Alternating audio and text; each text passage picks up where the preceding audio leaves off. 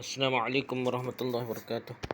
Alhamdulillah rabbil alamin wassalatu wassalamu ala asyrafil anbiya wal mursalin sayyidina Muhammad wa ala alihi washabbihi. Rabbi shrah li sadri wa yassir li amri wa hlul 'uqdatam min lisani yafqahu qawli amma ba'd. Dan sama balik kitab kita ni Sahih Fadhil Amal. Kita masuk dalam keutamaan solat tahajud dan qiyamul lail. Keutamaan solat tahajud dan qiyamul lail. Allah SWT berfirman, "Laisu sawa min ahlil kitabi ummatun qa'imatun yatluna ayatillahi ana al-lail wa hum yasjudun yu'minuna billahi wal yawmil akhir wa ya'muruna bil ma'ruf wa yanhauna 'anil munkar wa yusari'una fil khairat wa ulaika minas salihin ama yaf'alu min khairin falan yukfaruh wallahu 'alimun bil muttaqin."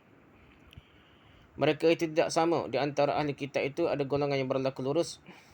Mereka membaca ayat-ayat Allah pada beberapa waktu di malam hari. Sedangkan mereka juga bersujud solat. Ini solat. Ahli kitab ni lah. Mereka beriman pada Allah dan hari penghabisan. Mereka beriman pada Allah dan hari penghabisan. Mereka juga menyuruh kepada yang ma'ruf dan mencegah dari yang mungkar. Dan bersegera kepada mengerjakan pelbagai kebajikan. Mereka itu termasuk orang-orang yang soleh. Dan apa sahaja kebaikan yang mereka kerjakan, maka sekali-kali mereka tidak dihalangi menerima pahalanya. Dan Allah Maha mengetahui orang-orang yang bertakwa. Surah Al-Imran ayat 113 hingga 115. Wa minal laili fatahajjad bihi nafilatan laka asa ay yab'athaka rabbuka maqaman mahmuda. Dan pada sebagai malam hari solat tahajudlah kamu sebagai suatu ibadat tambahan bagimu. Nafilah. Nah, mudah-mudahan Rabbmu mengangkat kamu ke tempat yang terpuji. Ay yab'athaka rabbuka maqaman mahmuda. Surah ayat 9. Jadi sembahyang tahajud tu boleh mengangkat darjat ke tempat yang lebih terpuji lah. Dan firman Allah SWT, yang bermaksudnya, dan hamba-hamba yang baik dari Rabb yang Maha Penyayang itu ialah orang yang berjalan di atas bumi dengan rendah hati, tak sombong dah. Dan apabila orang jahil menyapa mereka, mereka mengucapkan kata-kata yang mengandungi keselamatan. Bukan provokasi lah. Orang jahil nak suruh panah, nak suruh balas, dia ucap perkataannya tak nampak nak balas. Dan orang yang melalui malam hari dengan bersujud dan berdiri untuk Rabb mereka, sampai firman-Nya, mereka itulah orang yang dibalasi dengan martabat tinggi dalam syurga kerana kesabaran mereka, dan mereka disambut dengan penghormatan dan ucapan selamat dalamnya. Mereka kekal dalamnya syurga itu sebagai tempat menetap dan tempat kediaman. Surah Al-Furqan ayat 63 hingga 76. Dan firman Allah SWT, namun mereka jauh dari tempat tidurnya, sedang mereka berdoa kepada Rabb-Nya dengan rasa takut dan rasa harap. Dan mereka menafkahkan sebahagian dari rezeki yang kami berikan kepada mereka. Seorang pun tidak mengetahui apa yang disembunyikan untuk mereka, iaitu bermacam-macam nikmat yang menyedapkan pandangan mata, sebagai balasan terhadap apa yang telah mereka kerjakan. Surah As-Sajdah ayat 16 hingga 17. Jadi mereka ni kuat semaya lah, jauh dari tempat tidur, berdoa pada Tuhan dengan rasa takut dan harap. Lepas tu sedekah ni, nafkah rezeki. Jadi Allah beri nikmat lah syurga ni. Dan firman Allah SWT,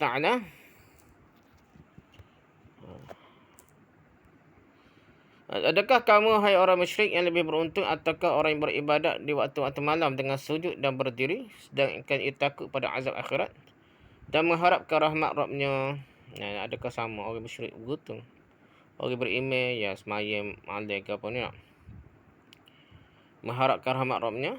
Dah. Katakanlah, adakah sama orang yang mengetahui dengan orang yang tidak mengetahui? Sesungguhnya orang berakal yang dapat menerima pelajaran. Orang memikir, orang ada akal baru dapat penyaran bahawa Surah Zumar ayat 9 ni orang yang fikir tentang akhirat, bukan macam orang kafir dah. Orang yang sujud dan semayang malam lah nah, takut azab akhirat, mengharapkan rahmat Rabb-Nya nah. Bukan dia yakin dia boleh syurga dah, dia mengharapkan rahmat Allah nah. Allah yang beri rahmat sehingga dia boleh syurga tu, dia neraka, dia takut dengan azab Allah dan mengharapkan rahmat. Dan firman Allah SWT bermaksud, sungguhnya orang yang bertakwa berada dalam taman-taman syurga dan di dalam di mata-mata air nah. Sambil mengambil apa yang diberikan kepada mereka oleh Rabb mereka. Dia boleh nikmat yang pelbagai lah dah. Sesungguhnya mereka sebelum itu di dunia adalah orang yang berbuat baik. Mereka sedikit sekali tidur di waktu malam, kuat tahajud, kan? Orang yang bertakwa ni. Dan di akhir-akhir malam mereka memohon keampunan kepada Allah. Dan pada harta mereka ada hak untuk orang-orang miskin yang meminta dan orang miskin yang tidak mendapat bahagian. Surah Az-Zariyat ayat 15 hingga 19. Dan ayat berkenaan dengan bab ini masih banyak lagi lah. Seperti yang dikatakan oleh Ad-Dimyati dalam Matjar Rabih. Banyak lagi lah. Ayat tentang semaya qiyamul lail, semaya tahajud ni. Okay, kita pergi pada hadis lah dah tadi. Secara umumnya ayat Quran lah. Okay, keutamaan qiyamul lail dan keutamaan orang yang membangunkan keluarganya pada waktu malam. Bukan semaya sore malam dan juga keluarga dia untuk semaya tahajud. Hadis ke-167 Al-Bukhari rahimahullah nombor 1142 meriwayatkan An-Nabi Hurairah radhiyallahu anhu anna Rasulullah sallallahu alaihi wasallam qala ya'qidu asy-syaitanu ala qafiyati ra'si ahadikum idza huwa nama thalatha 'uqadin yadribu kulla 'uqdatin 'alayka laylun tawilun faraqad fa in istayqaza fa dzakarallah in halat 'uqdatun fa in tawadda'a in halat 'uqdatun fa in salla in halat 'uqdatun فأصبح نشيطا طيب النفس وإلا أصبح خبيث النفس كسلانا. Dari Abu Hurairah Rasulullah SAW bersabda, syaitan ni akan mengikat tengkuk kepala seseorang dari kalian sewaktu dia telah tidur sebanyak 3 simpulan. Tengkuk kepala kata terjemah yang betul. Qafiyati ra'si.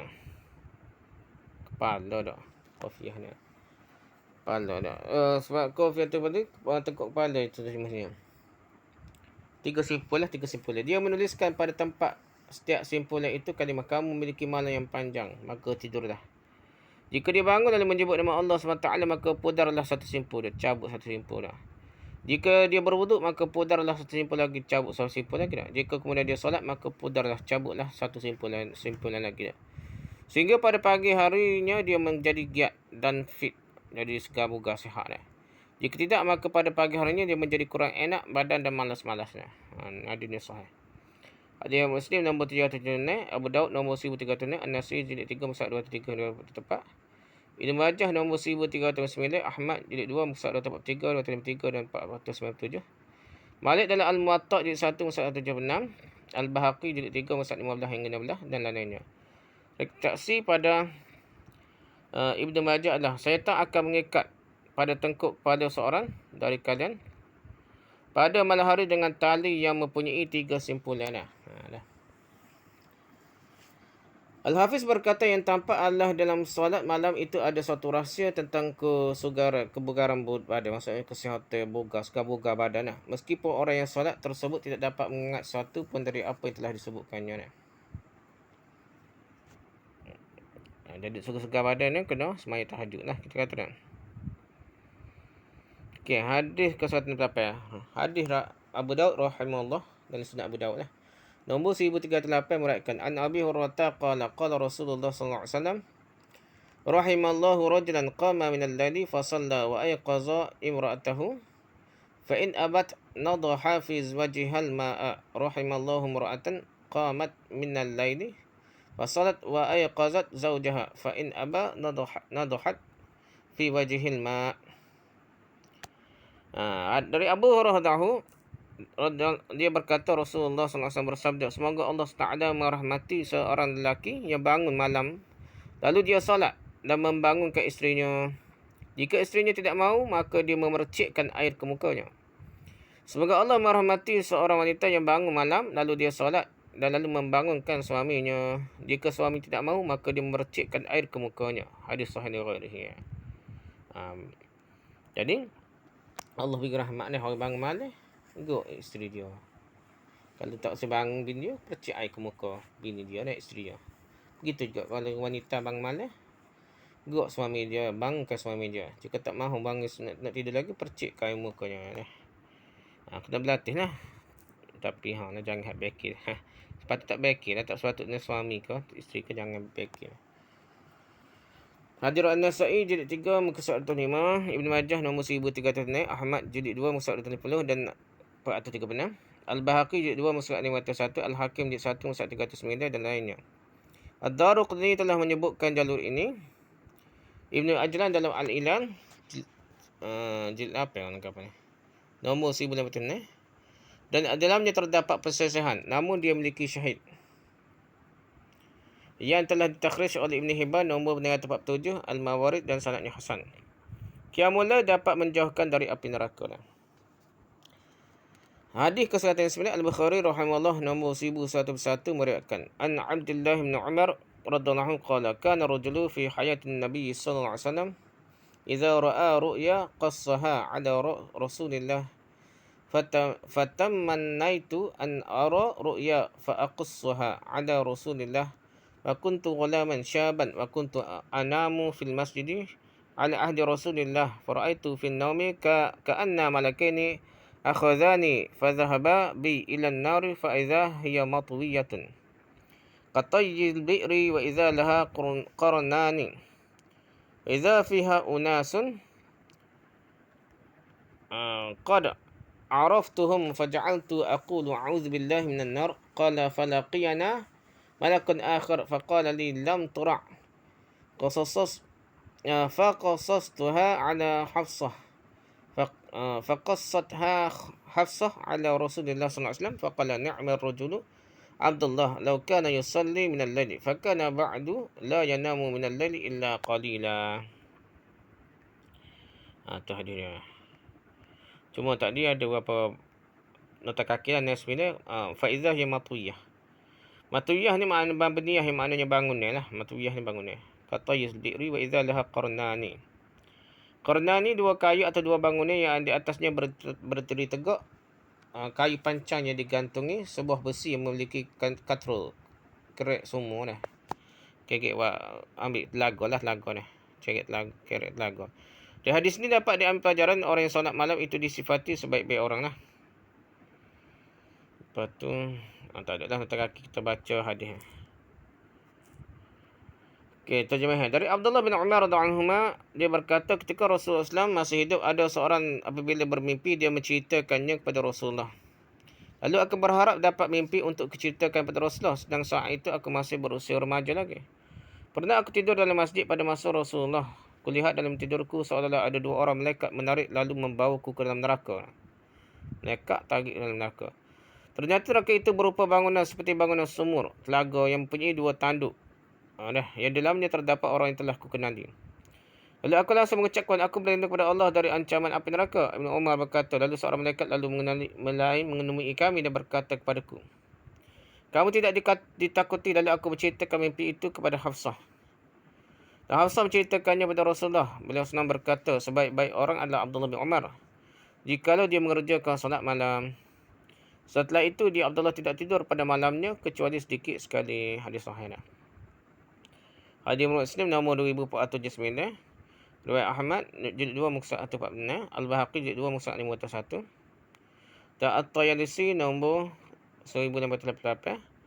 Dan sabdanya setelah itu dia, yakni Abdullah bin Umar, tidak tidur pada malamnya kecuali sedikit sekali. Ini berasal dari ucapan Salim bin Abdullah bin Umar, bukan Abdullah bin Umar dah. Ucapan ni tak ni kata tiba-tiba masuk ucapan perawi lain. Ini kata-kata anak kepada Abdullah bin Umar, Salim bin Abdullah bin Umar. Seperti tersebut dalam salah satu riwayat Bukhari pada pembahasan tentang manaqib, lihat Fathul Bari 2 muka 9. Di antara keutamaan Qiyamul Lail,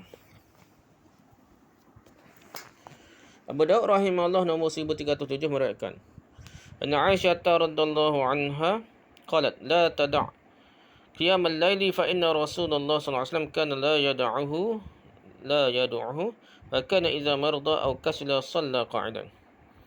Dari Aisyah radhiyallahu anha dia berkata, janganlah kamu tinggalkan qiyamul lail kerana Rasulullah sallallahu alaihi wasallam tidak pernah meninggalkannya. Apabila beliau sakit atau malas maka beliau solat sambil duduk. Hadis sahih. Catatan Syekh Al-Albani dalam Irwa Al-Ghalil nombor 452 menyebutkan hadis Abu Umamah secara marfu' yang diredaksinya diwajibkan pada kalian qiyamul lail kerana dia merupakan kebiasaan tradisi orang soleh sebelum kalian. Dia sebagai ibadah sarana mendekatkan diri kepada Rabb kalian, menghapuskan berbagai kejelekan dan membersihkan dosa. Hadis ini ditakhrij oleh Al-Hakim jilid 1 muka 38 dan Al-Baqi jilid 2 muka 52. Syekh Al-Albani telah menghasankan meskipun dalam sanadnya ada kelemahan. Dan dia menyebutkan sebuah syahid, perjuangan penyokong iaitu daripada sahabat lain. Baginya yang dalamnya juga ada yang majhul, perawi tidak dikenal juga. Lihatlah apakah cukup layak hadis ini menjadi syahid. Dikritiklah pendapat Syekh Albani.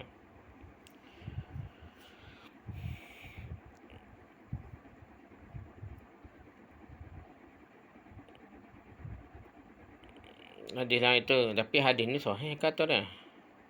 Hadis ni riwayat Abu Daud, tapi hadis hak marfu' tu hadis riwayat mana ni? Dalam Irwa al-Ghalim. Hadis riwayat Hakim Bahaqi tu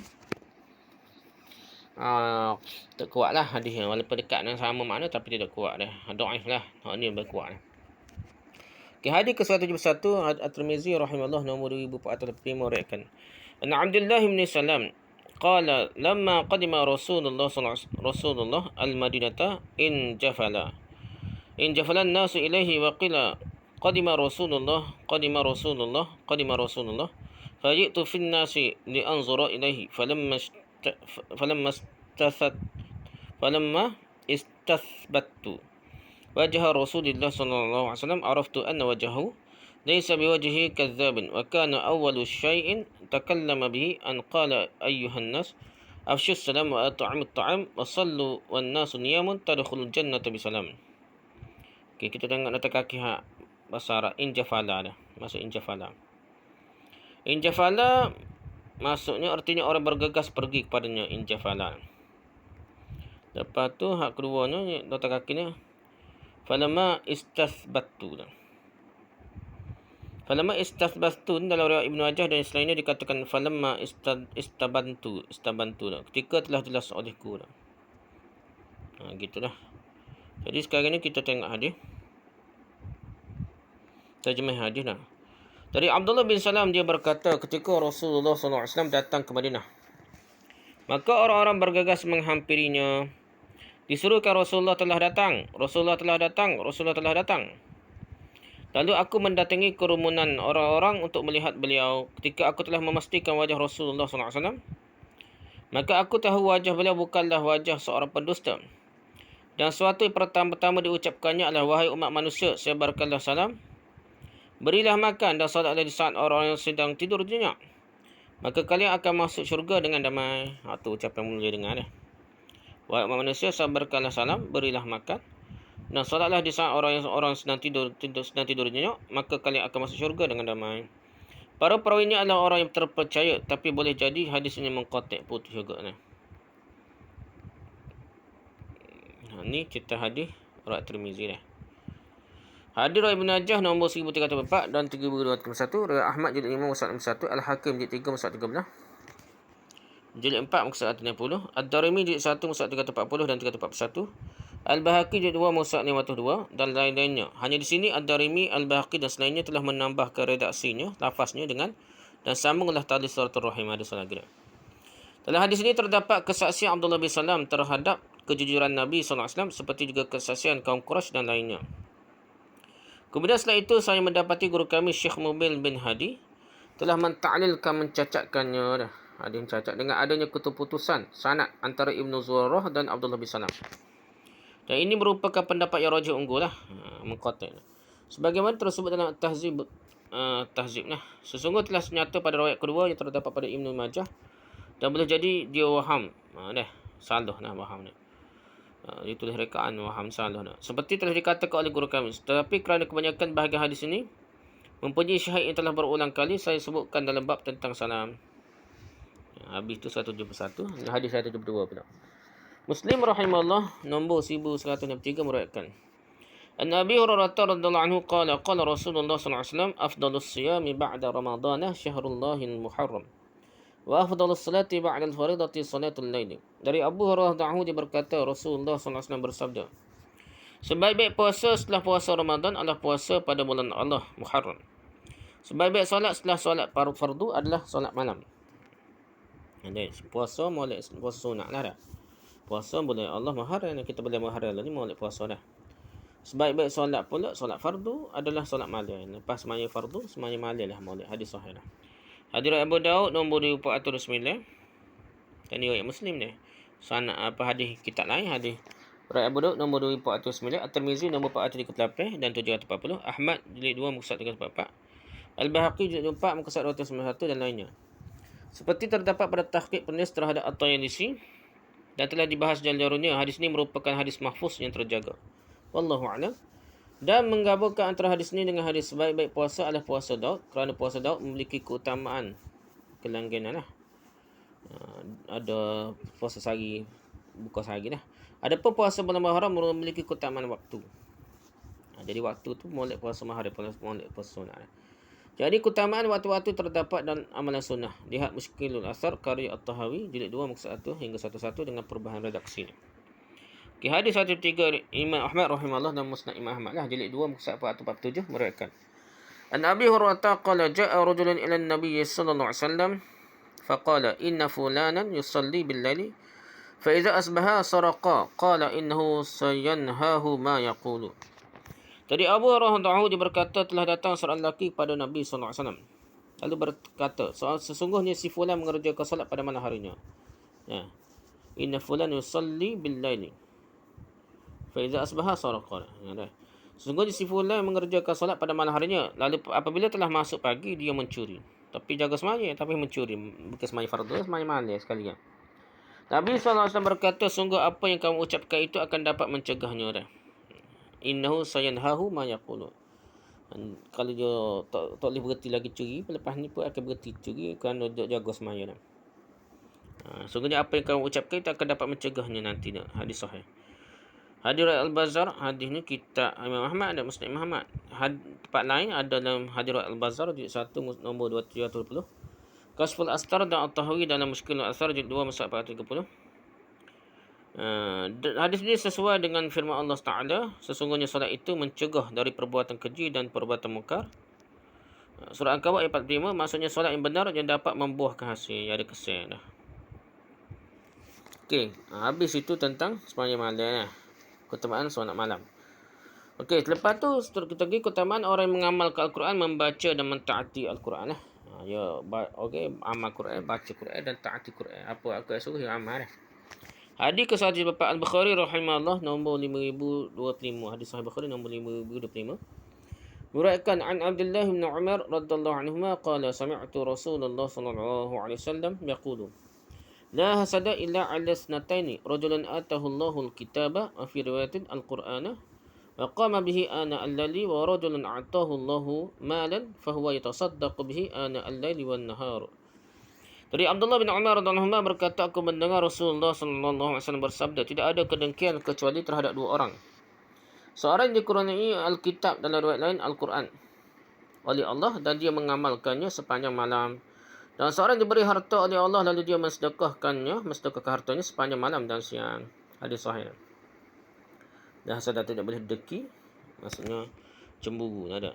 Okey, deki tengah masuk. Hasad sampai orang hilang nikmat tapi dia berasa deki lah sikit dah. Kita kata bahasa, ikut bahasa bukan ikut istilah. Jadi deki berasa tak puas hati dia, buat apa lah dia boleh gini. Dan kalau boleh kita niat nak suruh buat apa dia dah. Kalau orang beri kita ilmu dia lah Al-Quran, dia mengamalkan sepanjang malam, kita kena deki tak guru tak alim lah. Dan soal yang diberi harta oleh Allah, dia sedekah sepanjang malam siang. Kita kena deki dengan niat kita bukan nak hilang nikmat orang tu dah. Dengan masuk kita nak buat seperti dia kalau kita boleh harta. Hadis sahih hadis Muslim nombor 815, tu Al-Bukhari ni, Muslim pun ada juga.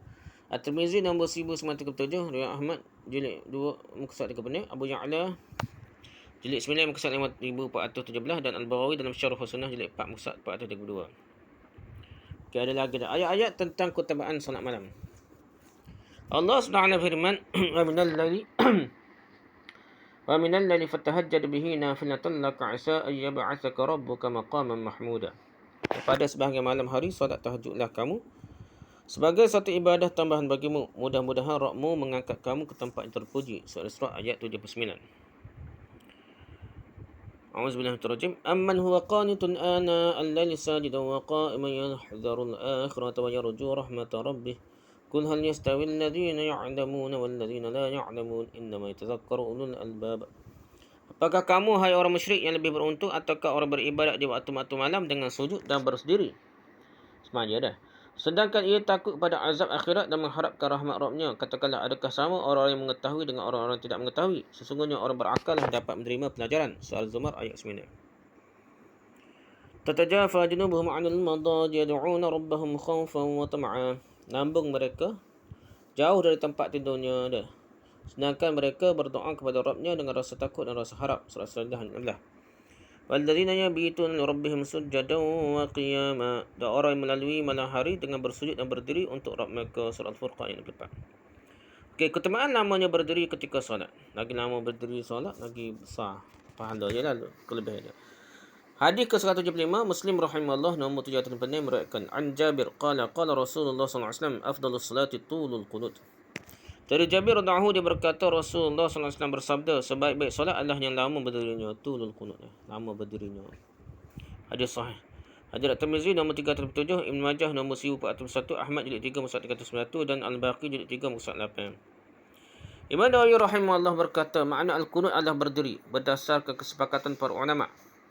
Yang saya ketahui dan mengenai keutamaan antara berdiri dan banyaknya sujud, salah seorang ulama berkata bahawa berdiri bangun dilakukan pada malam hari, sedangkan banyak sujud dilakukan pada siang hari. Ada ulama kata begitulah.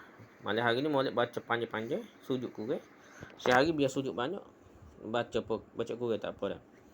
Ibn Qayyim rahimahullah dalam Zadul Ma'ad jilid 1 muka 237 dengan menukil dari gurunya, dia berkata yang benar adalah keduanya, lama berdiri dan banyak sujud sama saja. Ni Ibn Qayyim kata dah, Ibn Taimiyah guru dia. Jadi sama je, banyak sujud ke berdiri lama pun sama.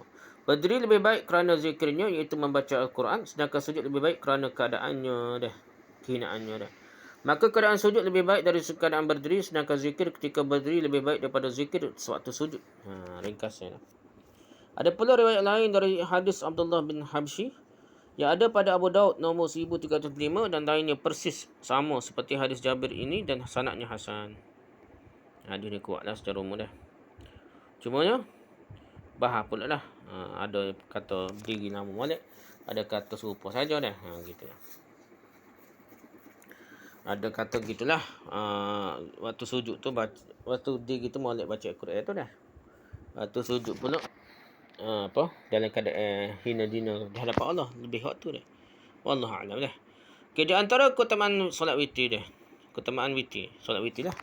Hadis ke-176, Abu Dawud rahimahullah nombor 1416 meriwayatkan an Ali radhiyallahu anhu qala Rasulullah sallallahu alaihi wasallam ya al-Quran autiru fa inna Allaha witrun yuhibbul witra. Yuhibbul witra artinya akan memberi pahala kepadanya dan menerima orang yang mengamalkannya. Abdul Baqi ni, nama Abdul Baqi ya syarah situlah. Masuk tu yuhibbul witra ni. Beri pahala, terima orang yang mengamalkannya. Dari Ali radhiyallahu anhu berkata Rasulullah sallallahu alaihi wasallam bersabda, wahai ahli Al-Quran, salat witirlah kerana sungguhnya Allah itu witir ganjil. Dia menyukai yang ganjil. Hadis sahih. Hadis At-Tirmizi nombor 463, An-Nasa'i jilid 3 muka 208 hingga 229 dan Ibn Majah nombor 1109 dari Jalal Abu Bakar bin Ibn Ayyash dari Abu Ishaq dari Asim bin Damrah. Jadi At-Tirmizi berkata Sufyan As-Sawri dan lainnya telah meriwayatkan dari Abu Ishaq dari Asim bin Damrah dari Ali radhiyallahu anhu. Dia berkata salat witir tidaklah wajib seperti halnya salat maktubah wajib, akan tapi dia adalah ibadah sunnah yang telah dijalankan oleh Nabi sallallahu alaihi wasallam. Hadis tersebut telah disampaikan kepada kami oleh Muhammad bin Bashar dan ini lebih sahih daripada hadis Abu Bakar bin Ayyash. Dan telah diriwayatkan oleh Mansur bin Al-Mu'tamir dari Abu Ishaq sama seperti riwayat Abu Bakar bin Ayyash. Jadi hadis ni kuatlah sahih lah. Jadi Allah tu wahai Al-Quran solat witirlah kerana sungguhnya Allah tu witir ganjil, dia menyukai yang ganjil. Jadi kita semuanya kena sembahyang witir dia. Okey, penulis berkata ini memperkuat lafaz redaksi. Hadis pada bab ini juga sahih dan dia punya syahid sokongan di segi perawi sahabat dari hadis Abu Ubadah dan dari Abdullah bin Mas'ud yang ditakhrij oleh Abu Daud, dikeluarkan oleh Abu Daud lah. Sanad-sanad sekali nombor 1417 dan Ibn Majah nombor 1170 dan kedudukan hadisnya mengqati'. Dari segi sanad berputus lah, namun dia dapat menguatkan kesahihan lafaz hadis pada bab ini. Allah alam. Jadi mengqati' ini tidak berat mana sehingga dia boleh lagi jadi penyokong. Okey, keutamaan salat witir sebelum tidur bagi orang yang tidak yakin akan boleh bangun malam lah. Hadis ke-107 Al-Bukhari nombor 1178 dari Abu Hurairah dia meriwayatkan, "Awsani Khalili bi salasin." La ad'uhunna hatta amuta minha wa naumin ala witrin. Kekasihku Rasulullah SAW telah mewasiat kepadaku dengan 3 hal yang tidak akan saya tinggalkan sampai aku matinya. La ad'uhunna hatta amuta. Di antaranya adalah tidur dalam keadaan telah melakukan salat witir. Minha wa naumin ala witrin. Jadi tidur itu dalam keadaan telah melakukan salat witir. Hadis riwayat Muslim nombor 701 dan lainnya. Hadis ini telah disebutkan dalam bab tentang keutamaan solat duha dan mewasiatkannya. Nabi SAW juga telah mewasiatkan hal ini kepada Abu Zar dan Abu Darda. Jadi dalam hadis itu sembahyang duha pun Nabi suruh, sembahyang witir pun Nabi suruh. Gitulah dah. 3 kali Nabi suruh dah. Okey, keutamaan solat witir pada akhir malam. Hadis ke-178 Muslim rahimahullah nombor 705 meriwayatkan. An Jabir radhiyallahu anhu qala Rasulullah sallallahu alaihi wasallam man khafa alla yaquma min akhir al-lail falyutir awwalahu.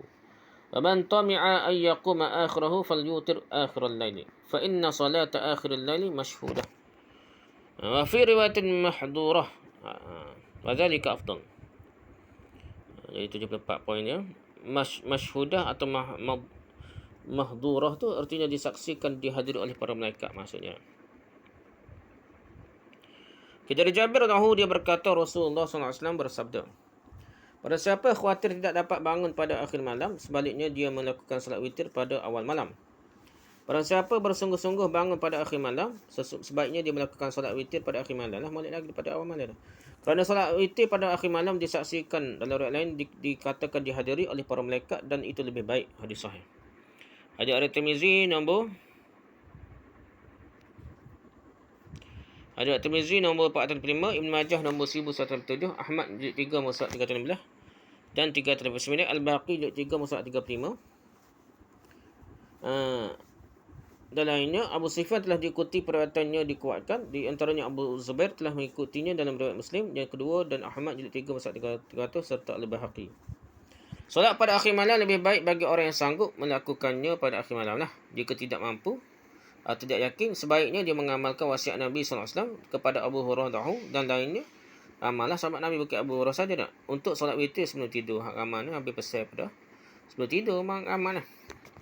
Okay, hadis ke-109 Abu Daud At-Tayalisi rahimahullah nombor 1271 meriwayatkan an Jabir bin Abdullah qala Rasulullah SAW li Abi Bakr ayya hinin tutiru min al-laili qala awwal al-laili ba'da al-atamati. وقال لعمر أي حين توتر قال آخر الليل فقال رسول الله صلى الله عليه وسلم لأبي بكر أخذت بالوثقى وقال لعمر أخذت بالقوة. Dari Jabir bin Abdullah radhiyallahu dia berkata Rasulullah SAW bertanya kepada Abu Bakar, bilakah kamu salat witir pada waktu malam? Dia menjawab pada awal malam sesudah Isyak. Bila juga bertanya pada Umar, bilakah kamu salat witir? Dia menjawab pada akhir malam. Rasulullah SAW berkata pada Abu Bakar, kamu telah mengambil yang yakin, usqa yakin. Dan berkata pada Umar, kamu telah mengambil yang kuat. Hadis sahih dengan 19 syahidnya. Hadis Ibnu Majah nombor 1202 dan dia punya syahid dari hadis Ibnu Umar yang terdapat pada Ibnu Majah nombor 1023. Dan dalam sanadnya terdapat Yahya bin Sulaim At-Taifi, dia pantas dalam syahid, dia bolehlah awak guna syahid. Dia juga memiliki syahid dari hadis Abu Qatadah yang telah ditakhrij oleh Abu Daud nombor 1434 dan sanadnya hasan. Terdapat pula hadis dari Aisyah radhiyallahu anha yang mengatakan Rasulullah SAW solat witir pada permulaannya dan tengahnya dan akhir malam dah. Ada solat witir awal malam pun Nabi pernah dah, tengah malam pun Nabi pernah, dan akhir malam pun ada dah. Dan menjelang beliau wafat solat witirnya sampai sahur. Biasanya dekat wafat Nabi dekat-dekat dengan sahur dah. Hadis ini ditakhrij sekumpulan ulama selain Ibnu Majah. Setakat tu sajalah, wallahu a'lam. Subhanakallahumma bihamdika subhanakallahumma asyhadu an la ilaha illa anta astaghfiruka wa atubu ilaik. Assalamualaikum warahmatullahi wabarakatuh.